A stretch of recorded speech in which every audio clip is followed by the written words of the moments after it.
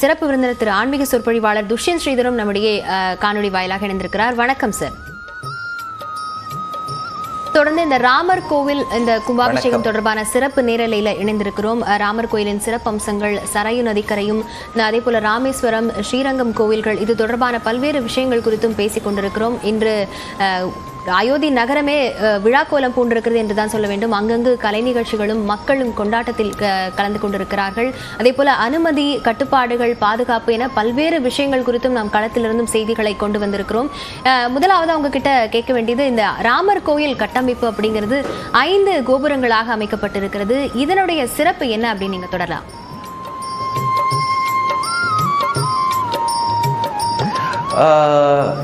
அத்தனை நேயர்களுக்கும் அடியனுடைய நமஸ்காரங்கள் மற்றும் ஆத்திக பெருமக்களுக்கு இன்றைய நாளின் வாழ்த்துக்கள்.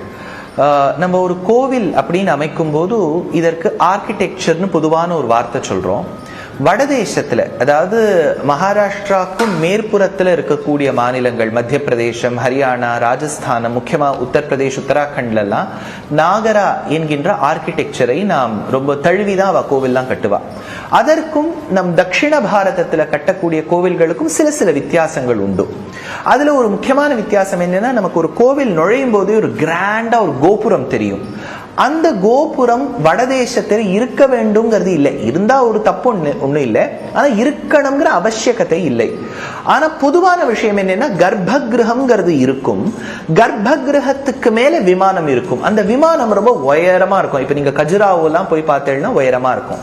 இப்போ இன்றைய நாளில் நாம் ராமஜன்ம பூமியில் கட்டக்கூடிய கோவில்களும் இந்த நாகரா ஆர்கிடெக்சரை தழுவியே தான் இந்த கோவில் அமைந்திருக்கு. இந்த கோவில்ல வெவ்வேறு இடங்கள்ல நீங்க கூர்கூரா பார்க்கலாம். அதெல்லாம் சிகரங்கள் என்று பெயர். அதுக்கு மத்தியத்துல, அதுவும் முக்கியமா அந்த கர்ப்ப கிரகத்துக்கு மேல வரக்கூடிய ஒரு உயர்வான நிலை இன்னும் கட்டணும். அதனால இப்ப பிராண பிரதிஷ்டைக்கு எவ்வளவு தேவையோ அந்த அளவுக்கு கட்டியிருக்கா. இன்னும் 1வது நிலை 2வது நிலையில இன்னும் கட்டின்னு போகணும். எப்படி நம்ம அஷ்டாங்க விமானம் நீங்க சொல்றோமோ அந்த ஒரு நிர்ணயத்துல அவ அங்க பண்ணின்னு வரா. So this is a Nagara architecture and 5 இந்த பாரத பஞ்சமோ வேதகான்னு ஒரு விஷயம் சொல்வா. 4 வேதங்கள், ரிக், யஜுகு, சாம, அதர்வணம். இந்த 4 வேதத்தில் இருக்கக்கூடிய ஆழ் பொருள் எல்லாம் 5வது வேதமான ஸ்ரீ மகாபாரதத்தில் உள்ளது.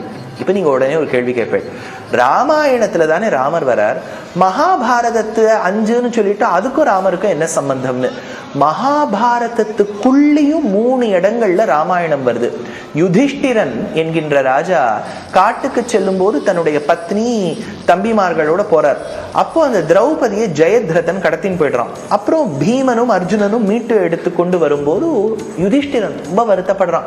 பாருங்க சார், நான் இவ்வளவு தர்மத்தை பரிபாலனம் பண்றேன், இவ்வளவு கரெக்டா நான் இருந்த பிறகும் என் வாழ்க்கையில இவ்வளவு துயரங்கள் இருக்கே, காட்டுக்கு வந்தா கூட கிட்னாப் பண்ணிடுறாளே சார் அப்படின்னு சொல்லும் போது மகரிஷி சொல்றார், இல்லப்பா, நீ தர்மத்தை பரிபாலனம் பண்ற, கஷ்டப்படுற. ஆனா நீ தர்மத்தை பரிபாலனம் பண்றதுனால கஷ்டப்படுறேங்கிறதோ இல்லாட்டா உலகத்திலேயே நீதான் கஷ்டப்படுறேங்கிறதையோ நினைக்காத. ராமன் என்கின்ற ஒருவன் இருந்தான், தர்மோ விக்கிரகவான், தர்மமே வடிவெடுத்தவன். அவன் வாழ்க்கையில கஷ்டப்படாததா யுதிஷ்டிரா நீ பட்டு போயிட போற அப்படிங்கிற மாதிரி சொல்லி முழு ராமாயணத்தையும் சொல்றார்.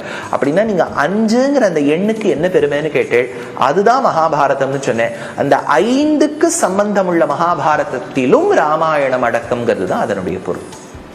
அதே போல நிறைய கோவில் கும்பாபிஷேகம் அப்படின்னு பார்த்தோம்னா காலை வேளையில நடைபெறக்கூடிய அந்த வழக்கமான முறை தான் பார்த்திருப்போம். இப்போ ராமர் கோவில் கும்பாபிஷேகம் அப்படிங்கிறது 12:05 மணில இருந்து அந்த 1 மணிக்குள்ள நடத்துற அந்த கும்பாபிஷேக நேரம் அப்படிங்கிறது எதன் அடிப்படையில பிக்ஸ் பண்ண வச்சிருக்கு சார்?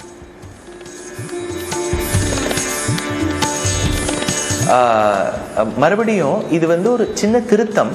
இதை நம்ம கும்பாபிஷேகம்னு சொல்லாமல் பிராண பிரதிஷ்டைன்னு சொல்லுவது சால சிறந்தது. இந்த பிராண பிரதிஷ்டைக்கான முகூர்த்த காலத்தை பத்தி உங்க கேள்வி ரொம்ப அழகான கேள்விதான். இதுல 2-3 வித்தியாசங்கள் நான் தெற்கு பாரதத்துக்குள்ளே சொல்றேன். நான் வடதேசத்துக்கே போக வேண்டாம். இப்ப நமக்கு தமிழகத்துல, கேரளத்துல எல்லாம் கல்யாணங்களுக்கு முகூர்த்தம் குறிக்கும் போது என்ன பண்ணிடுவானா, கார்த்தால 5 to 6, 6 to 7, 7 to 8 இந்த மாதிரி தான் காலங்கள்ல நம்ம பார்த்திருக்கோம். நீங்க பக்கத்து மாநிலம் ஆந்திர, தெலுங்கானா, கர்நாடகம் போனேன்னா ராத்திரி 11 to 12 இருக்கும் முகூர்த்தம். நம்ம ஆச்சரியப்பட்டு போயிடுவோம், என்ன சார் 11 மணிக்கு நாங்க முழிச்சுட்டு இருப்போமானே தெரியலேன்னு. அதனால அதெல்லாம் அந்த எந்த பஞ்சாங்கத்தை கடைபிடிக்கிறார்கள், சூரிய சித்தாந்தமா சந்திரனை வரக்கூடிய சாந்திரமானமா என்கின்ற ஒரு கணக்கு. வடதேசத்துல எல்லாம் பார்த்தீங்கன்னா நிறைய இடங்கள்ல சாந்திரமானம் கடைபிடிக்கப்படும். இந்த பஞ்சாங்க ரீதியா வரக்கூடிய வித்தியாசங்கள்ல கூட முகூர்த்தம் குறிக்கலாம். இன்னொன்னு நீங்க கவனிச்சேன்னா, இல்ல என்ன சொல்லியிருப்பான்னா 12:29 12:31 பிராண பிரதிஷ்டை நடக்கும். நமக்கு ஒரே ஆச்சரியமா இருக்கு, என்ன சார் 1.5-2 நிமிஷத்துக்குள்ள டக்குன்னு பண்ணிட முடியுமான்னு. இதற்கு முகூர்த்தம்னு பேர் கிடையாது. ஏன்னா முகூர்த்தம்னாலே ஒரு 48 நிமிஷம் இருக்க வேண்டும். அந்த 48 நிமிஷம் இருக்கக்கூடிய அந்த பெரிய முகூர்த்தத்துக்குள்ள ஒரு முகூர்த்தம். இப்ப எப்படி 15வது பாசுரம் எல்லை இளங்கிலேயேவ திருப்பாவையுள் திருப்பாவைன்னு சொல்றாளோ, அந்த மாதிரி அந்த முகூர்த்தம்ங்கிற அந்த 48 நிமிஷத்துக்குள்ள ஒரு இன்னும் ரொம்ப சுபமான முகூர்த்தம் அந்த 2 நிமிஷத்துக்குள்ள பிராண பிரதிஷ்டை பண்றா. அது ஒண்ணு தப்பு கிடையாது, புதிதும் கிடையாது. ஏன்னா சூரியன் பகலில் இருக்கக்கூடிய சமயத்தில் பிராண பிரதிஷ்டை செய்ய வேண்டும். அது 8 மணியாவும் இருக்கலாம், 10 மணியாவும் இருக்கலாம். ஒரு வேடிக்கைக்கு சொல்றேன், இப்ப நீங்க வட மாநிலங்களுக்கு எல்லாம் போனேன்னா சூரியனை கிட்டத்தட்ட பார்க்கவே முடியாது. ஏன்னா அது இப்ப ஒரே பனிமூட்டத்தோடு இருப்பதால் இந்த கார்த்தால ஒரு 12-1 மணிக்கு தான் ஓரளவுக்கு சூரியனே கொஞ்சம் தெரிவர். அதுக்கு வரைக்கும் பனி தான் இருக்கும். பனித்தலை வீழ நின் வாசற்கடை பற்றின்னு ஆண்டாள், ஒரே பனியா இருக்கும். It will be full of mist and only after about 11:30-12 you can even spot the sun.